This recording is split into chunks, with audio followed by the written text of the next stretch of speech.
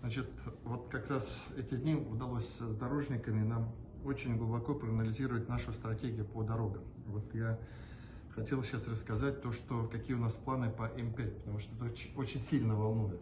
Это ключевая трасса, все ее знают. В некоторых местах она тяжелая. Вот что рассказываю, что нам удалось и какие задачи. Первое. Вот берем, соответственно, от Языкова налево, до Октябрьска. Здесь у нас, в принципе, понимание есть и довольно неплохо. Вот синее, то, что мы обозначаем, это работы до 2024 года. То есть это 4 полосы, местами до 6 полос, то есть спокойно будем летать. Вот подчеркиваю, Кандры, значит, здесь и здесь.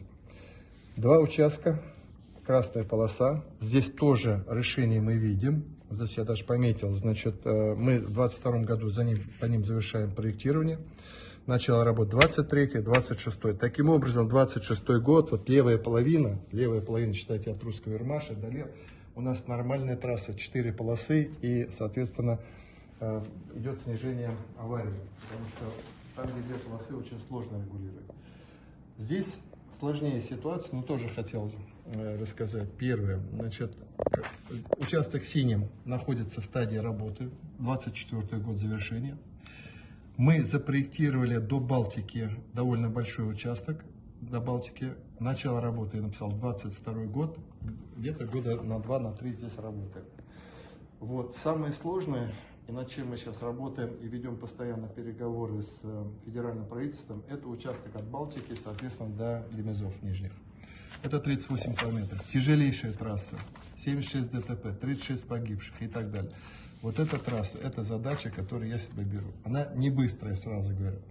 В идеале то, что мы проговаривали, была договоренность с федеральным правительством до 30 года. Участок небольшой, но очень сложный с подъемами, с взрывными работами, поэтому вот 30 год, мы думали раньше это поздно, но сейчас из-за того, что мы строим дорогу, которая проходит по территории северной части нашей республики, Москва-Екатеринбург, часть денег туда уходит. Но вот наша задача, для меня план до 30 года, или мои последователи это должны сделать. И тогда у нас, соответственно, начиная с границы и завершая до Октябрьского, мы получаем нормальную трассу.